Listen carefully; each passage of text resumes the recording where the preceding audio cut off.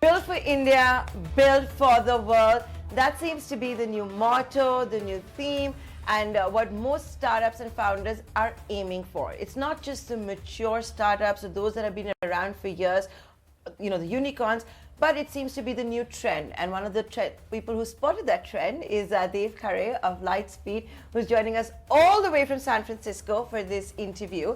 In fact, he had penned this in a blog recently on LinkedIn as well. He titled it Hello World. Dave, welcome to ET9 Startup Central. Thanks so much for agreeing to do this. Thank you, Nayantara. So glad to be here again.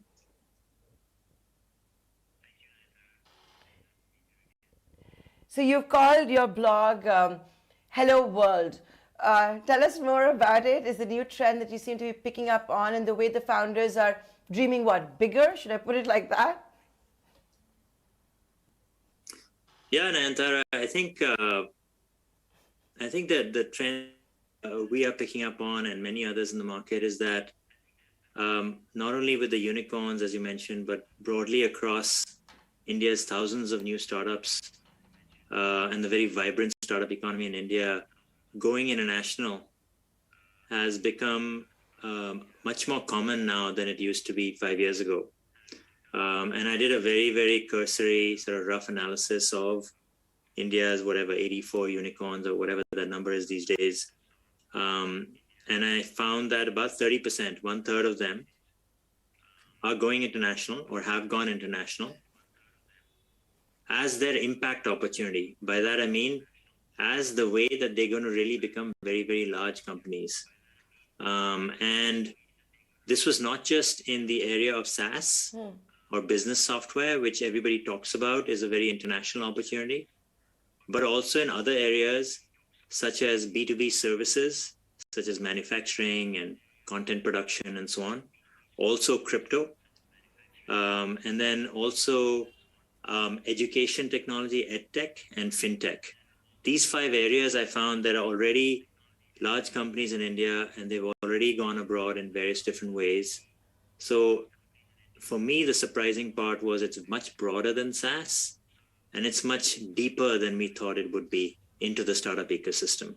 So that's what's interesting, and that's why Lightspeed now has presence in the Bay Area to help those companies go international.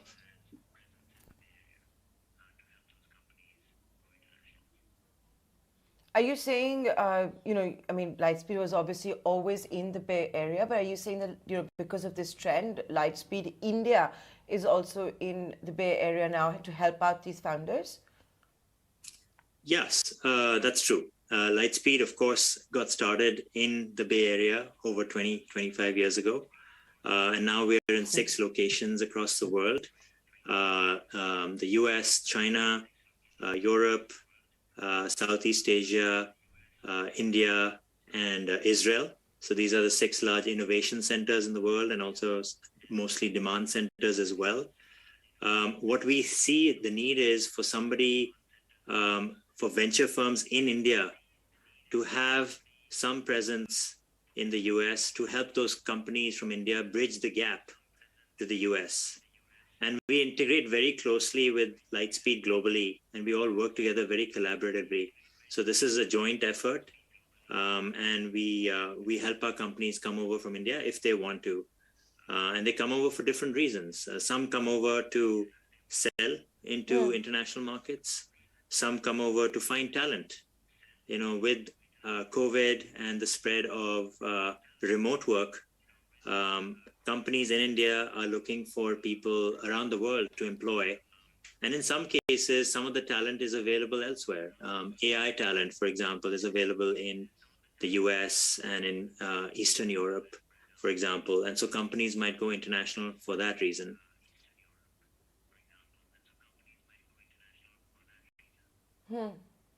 Oh yes, with engineers being king and the global shortage of tech talent, that would also make sense.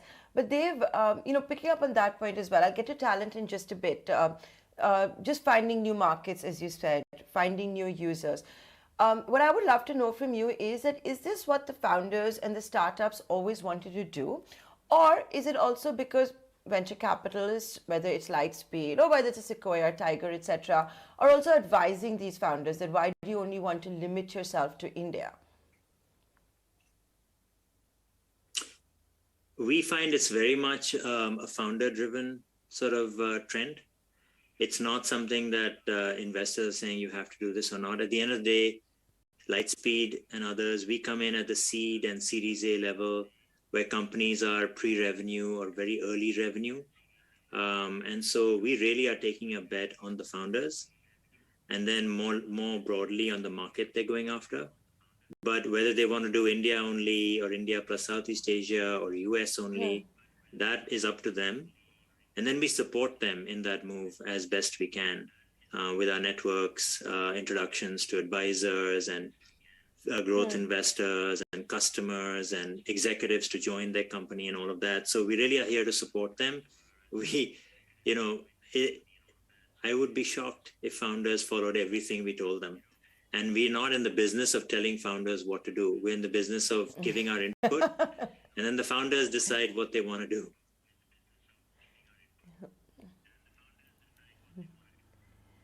I also asked you this question because, in the last 2 years, unfortunately, we've seen a lot of narrative around, right, that whether it's a Y Combinator or other venture capital firms are forcing startups to externalize and to flip. So that I wanted to get that clarification in for that. Now, Dev, I found it very interesting that you said it's not just SaaS. It's cutting across sectors with founders exhibiting ambition to sell internationally, to have a global presence. So if you were to look at the spreadsheet where you did your preliminary analysis, can I ask you which are the unicorns, the startups that have done a good job of going international? Basically, the lessons that one can learn from them. Yeah, I'll give you some names and then we can talk about the lessons.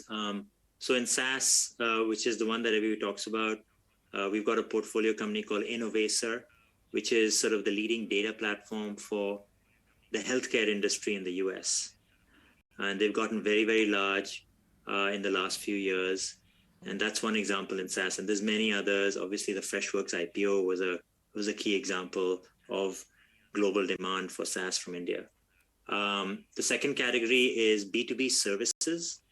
And this is an example there would be a portfolio company of ours called Pepper Content. This is a company that on the back end has partnered with 50,000 writers and videographers and artists. And on the front end is selling content production into large enterprises in India and across the world, right? And today, from 0% a year ago, 35% of their revenue is from the US.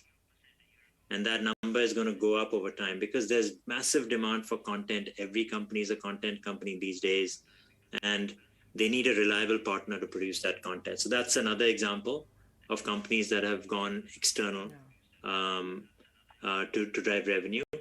In crypto, crypto exploded onto the scene last year in India and across the world. And India is on the same level playing field as anywhere else. My partner Hemant wrote up a great market map of crypto that's out there on our Twitter handle. But we backed a company called IndiGG, INDIGG, which is sort of a crypto gaming guild. And that's a global usage type of product from day one, right? And that's just the case for crypto. It is a global phenomenon from day one. Solana is another sort of category creating sort of token that we backed in that area. In EdTech, I mean, we've talked about Byju's many times in the past, right? That's one that's not only gone abroad organically and launched its own products, but it's also acquired companies in the US and elsewhere to expand its business. So that's EdTech. And then finally in FinTech, we've got a company called Zolve, Zolve, which is basically allowing anybody in India to take their Indian credit history to the US to get bank accounts and credit cards over there. So it's cross-border financial services from India to the world. And you can see how that could be very interesting for students going to study in the US, people going to work in the US, and so on. They can now leverage all the financial services they've availed of in India and the credit history they've built up with all the credit rating agencies here and take that abroad. And so these are all India to global type of services that have come up. And as you said, it's not just SaaS, it's all these other categories. That's what was interesting for me.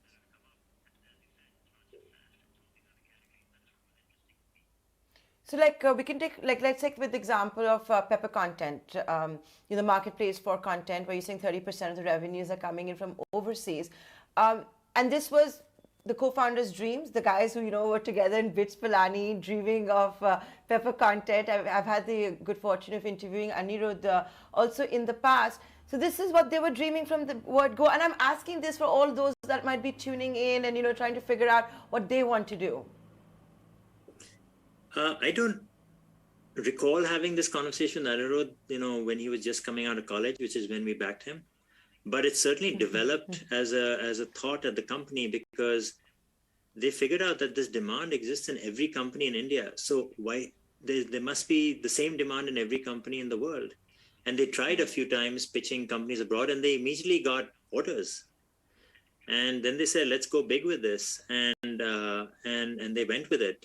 And so they're headquartered in India, and they're selling to the world, which is fantastic. Now, in terms of other people tuning in, thinking about opportunities, the way I would think about this is that the talent pool that Pepper is tapping into is writers in India, right?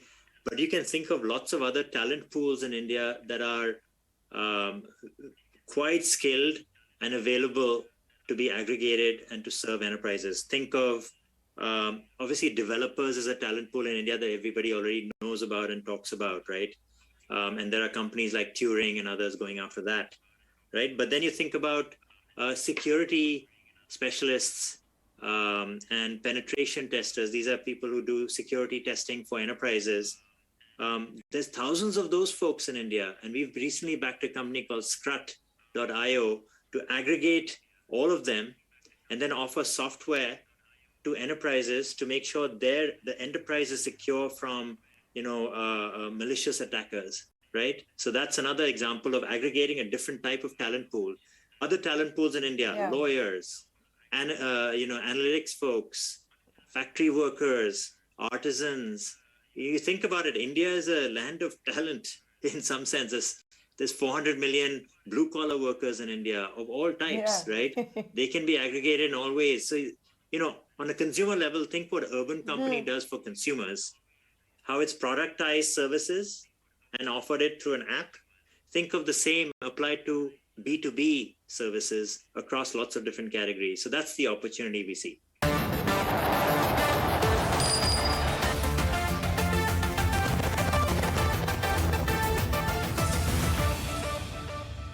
That's a massive opportunity. I think that entire discourse all you folks keep having around TAM, target addressable market, has to completely change. I think so. I think this is one of the key distinct India advantages out there. We've got people, and believe it or not, they're quite skilled in what they do, and they're ready to work, and they're ready to serve the world. And now the new thing that's come into the picture is that large enterprises are very, very comfortable outsourcing a lot of this work to anywhere else in the world. They've been forced to because of COVID. And secondly, software has become so usable and so and has gone into all types of workflows in an organization that people are more than happy, enterprises are more than happy to use software to manage their business and then click a button to order whatever it is they want to order from these marketplaces. And so I think that's a big opportunity. Obviously, one of the 5 big ones that we've seen: SaaS, correct, B2B services, EdTech, FinTech, and crypto.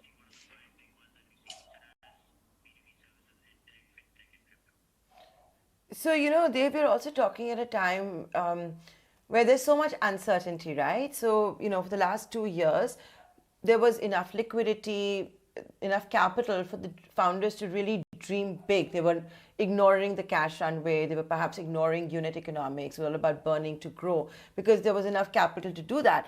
But now, capital is going to get concentrated, right?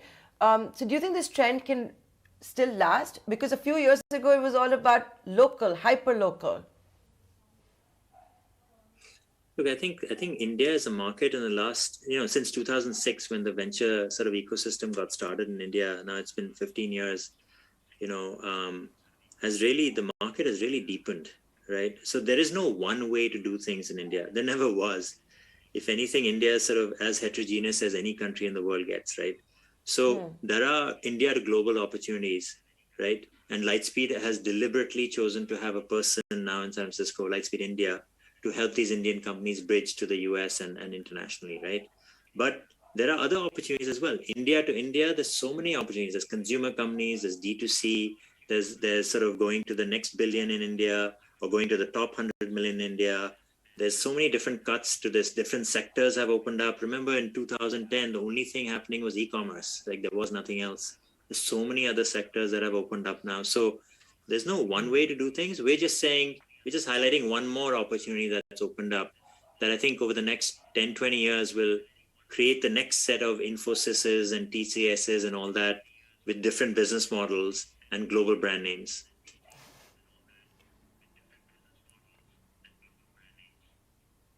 So can I put you in a spot and ask you which one do you think will be the next TCS from the startup universe? I know it's clickbait journalism, but I thought I'd still ask. It's like naming your favorite kid. You love them all.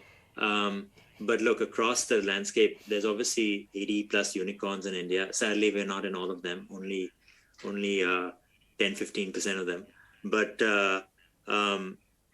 I think that, from our portfolio at least, I mean, the names are already out there. Byju's is going to be already is a global name, largest edtech company in the world today, right?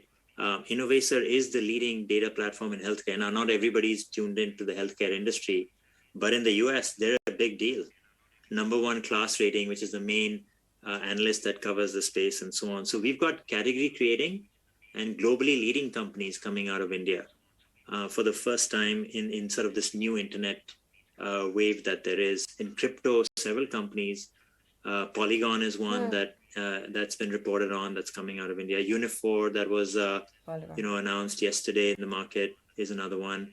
There's so many globally leading companies coming out that are interesting. Zolve, the one we've backed, sort of taking your credit history to the US if you want to as a student or an immigrant there. We think that's going to be a massive company, massive international financial services need that's out there. Pepper, we think, $400 billion a year is spent on content production. There's no company leading that market. Pepper can be that. So our business is to come in when companies are starting and just dream about the future, which companies can create and lead categories. And so I think there's going to be a lot more coming out. But here are some names, as you'd requested, that we think are going to be big.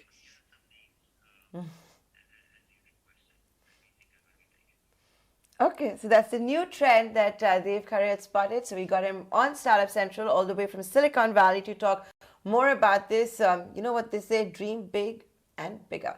Thanks so much, Dave, for joining in. Thanks, Nayantara. Thank you so much.